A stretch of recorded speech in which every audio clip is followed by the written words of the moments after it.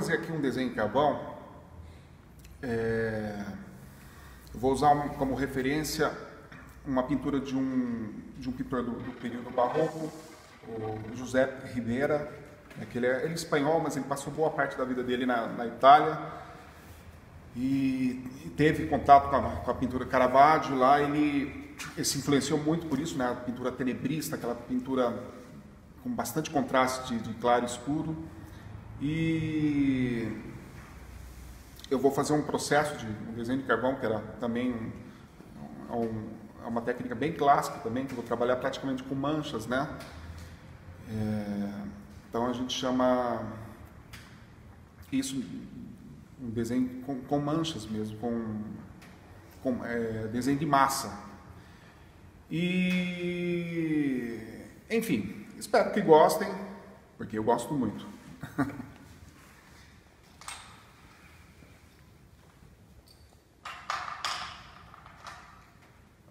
O que eu vou usar aqui? Vou usar carvão vegetal, ok?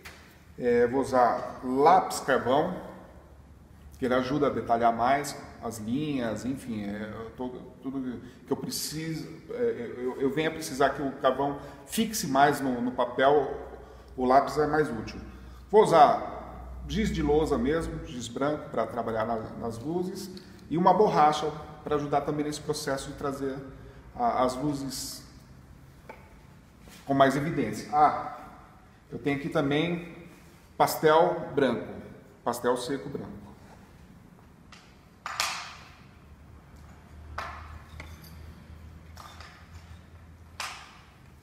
Acho que não dá para ver, mas enfim, a figura, o retrato, o que eu vou usar como referência é um retrato que retrato não propriamente dito, né? Porque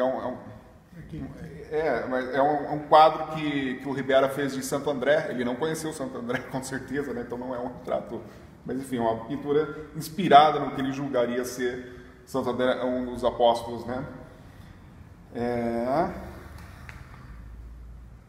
Ok? Então vamos lá.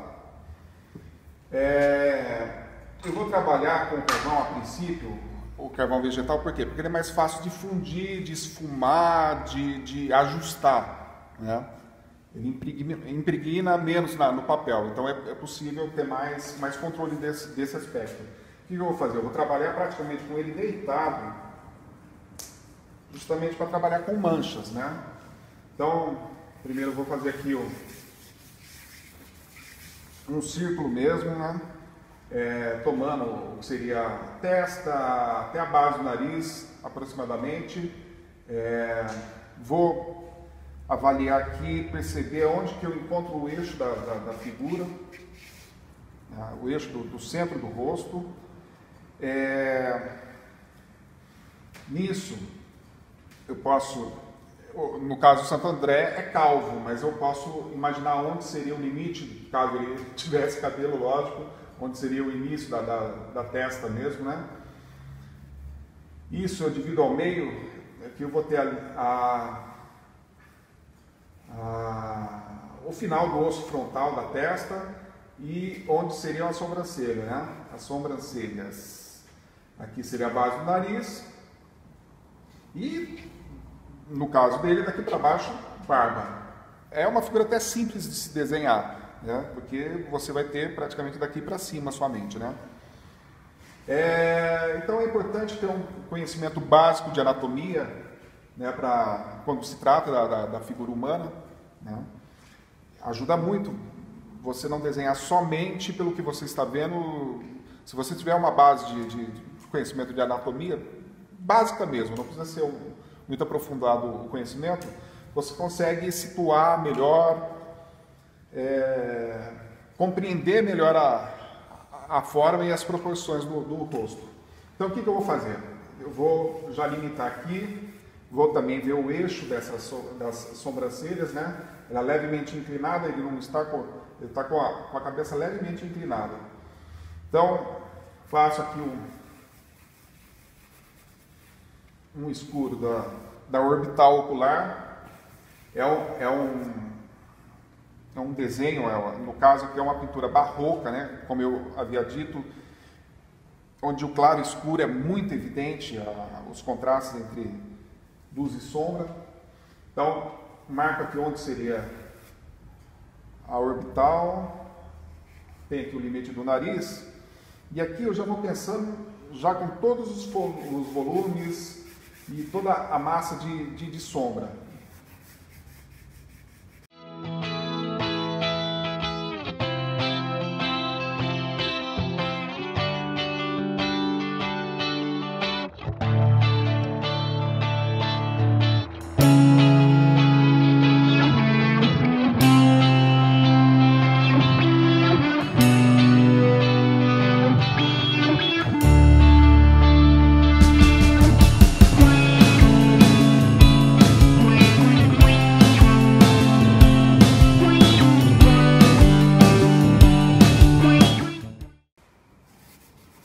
E esse tema que eu estou fazendo aqui, que eu vou fazer no nosso workshop no dia 18, é um tema muito recorrente na pintura mais clássica, né? Que é a figura do ancião mesmo, do velho sábio, né?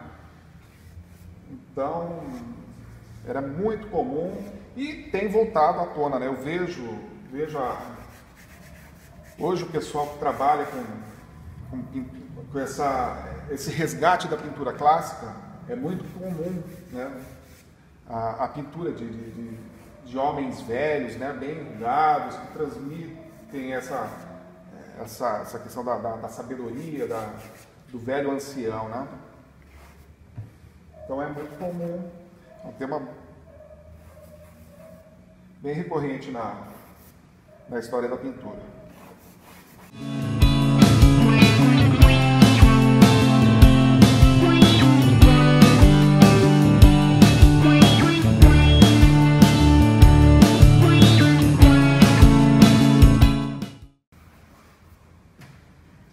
Então aqui na orbital eu já começo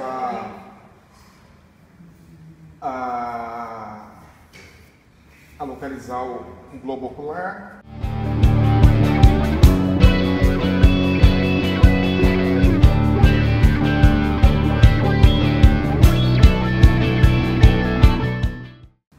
Jóia. Então isso daqui eu já tenho a base toda a estrutura do que eu preciso. Aí o que eu faço com a mão, vou fundir e vou agora trabalhar a luz e sombra de novo, só que agora detalhando um pouco mais. Então vou pegar aqui, já mencionar um pouquinho a pálpebra,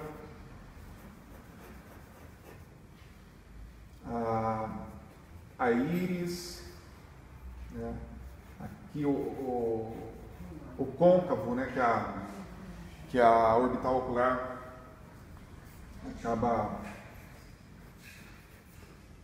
mencionando aqui, que isso é importante, né, para você não fazer aquele olho liso, né, que não tem a profundidade.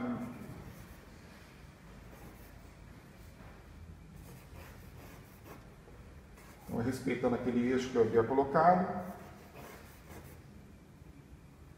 Esse outro olho ele está bem na sombra, então eu posso carregar o escuro nele. Então aqui também eu vou mencionar melhor o arco zigomático dele, né? Vou colocar um pouquinho de ruga aqui. Detalhe um pouco mais o nariz. Então, quando eu fiz aquele primeiro círculo, eu já consegui visualizar toda a anatomia, todos os traços dele aqui. Então, é difícil daí você errar a questão do tamanho do nariz, a largura, porque ele permite já que você consiga visualizar isso com mais facilidade.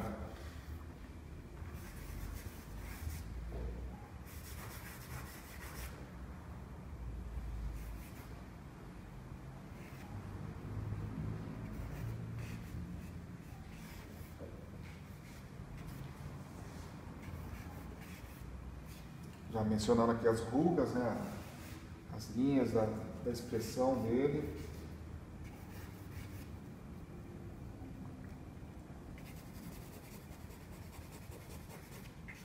Já penso aqui no volume, na direção dos pelos da barba.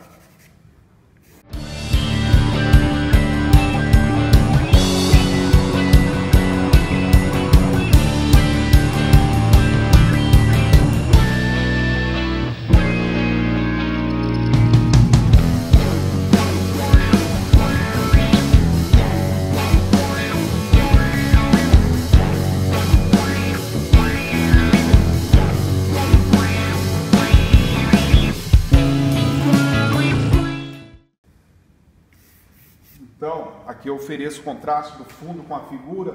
Então, essa aqui, como vem a sombra é da direita para a esquerda, a figura toda eu coloco na sombra e deixo o fundo claro. E aqui eu faço o inverso, né? Eu escureço. Isso é um recurso muito usado, né, na pintura, esse jogo da figura com o fundo, porque você deixa ele mais dramático, mais evidente o contraste, né? O período barroco ele é muito característico por isso, né? Essa questão da dramaticidade, né? Porque foi um movimento da pintura usado pela igreja contra a reforma, a reforma protestante. Então, como as pessoas não sabiam ler, enfim, era um jeito de atrair fiéis, né? Então aquela dramaticidade da tela,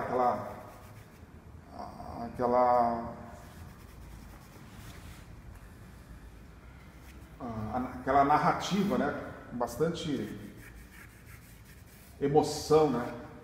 Então isso ajudava a igreja a arrastar fiéis para a igreja católica, né? A questão da contra-reforma. Então, ótimo. Agora o que eu faço? Eu vou fundir de novo um pouquinho. Sempre eu vou fazendo isso porque eu vou ganhando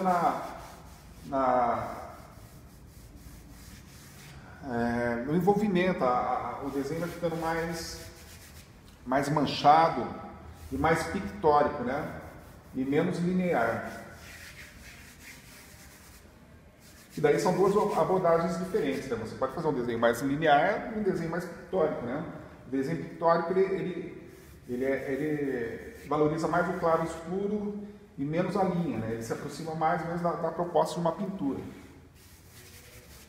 Ótimo. Agora eu já posso começar a detalhar com o lápis. Agora aqui eu vou ser um pouco mais atencioso com a forma mesmo, né?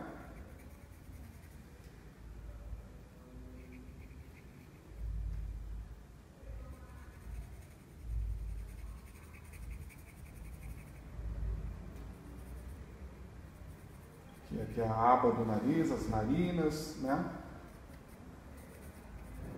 Aquilo que eu falei, um conhecimento básico de anatomia ajuda.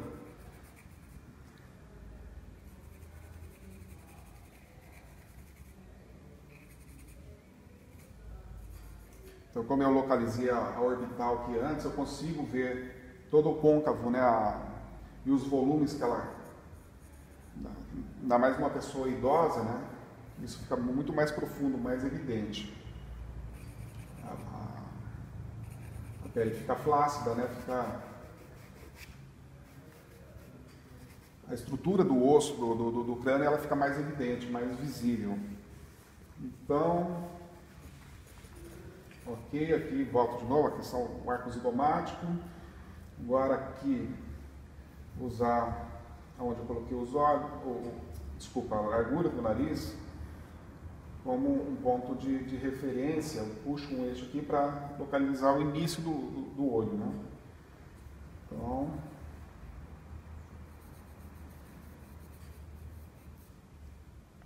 valorizando toda aqui a profundidade, né,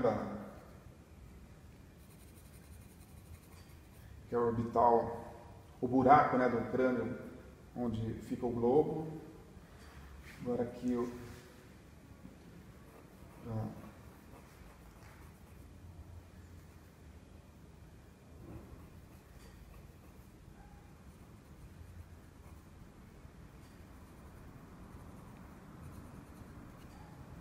aqui na figura dele, o olhar, a direção do olhar do Santo André, ela está levemente deslocada para a esquerda.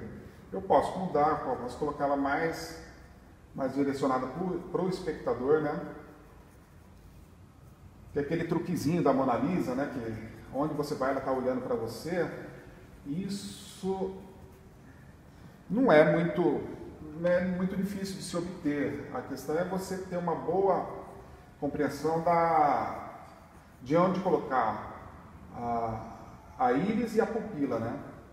Quando você desloca a pupila, você coloca ela um pouco mais à esquerda ou à direita, ela vai desviar também a direção do olhar. E quando você coloca bem no centro da íris, isso causa aquela sensação de que para onde você vai, o quadro te segue, né?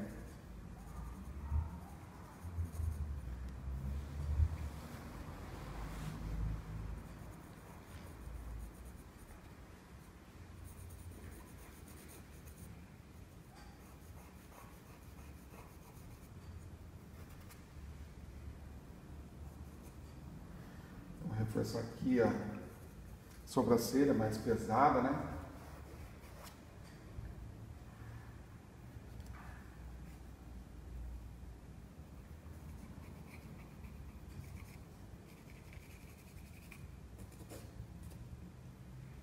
Então penso aqui mais ou menos na simetria do olho, né? Aqui na figura original, o olho que está à nossa direita, ou seja, o olho esquerdo dele, mal aparece, porque está bem envolvido pela sombra, né? Mas eu vou mencionar ele um pouquinho mais aqui.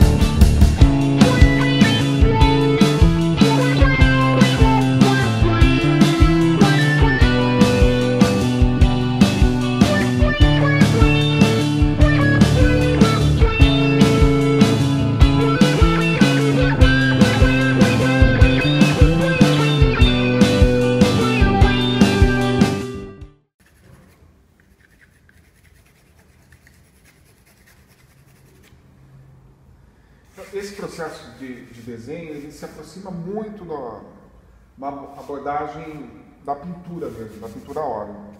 Então é muito interessante a prática dele, o exercício dele, para se habituar ao uso da tinta mesmo, né?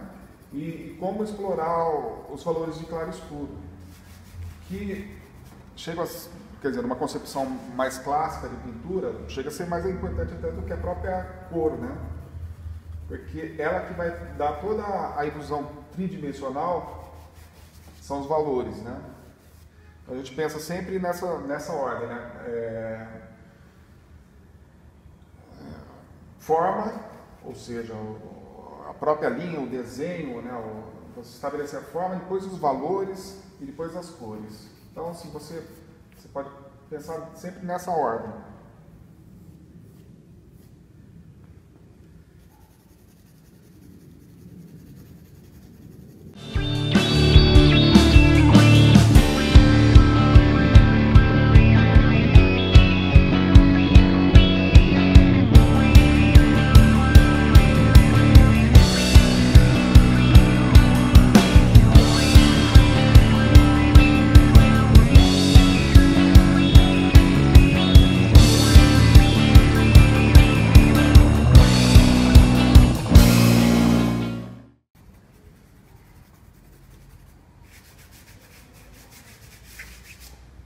Agora o que eu vou fazer? Eu vou pegar a borracha, trazer alguns brilhos à tona e ir ajustando agora. Então, eu vou mencionar um pouquinho mais a pálpebra dele aqui.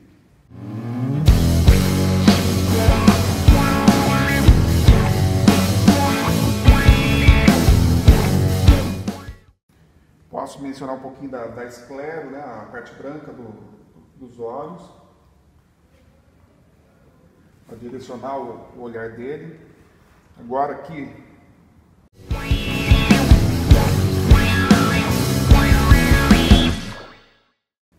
eu vou pensando um pouquinho nas rugas, né?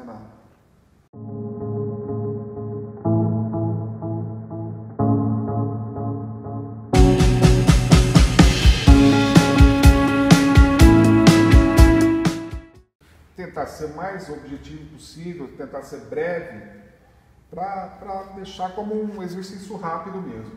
Então, é lógico, quanto mais tempo você tiver, você pode ir detalhando mais, dando mais atenção para a figura e enriquecendo de detalhes. Então, a ideia aqui é uma coisa bem rápida mesmo.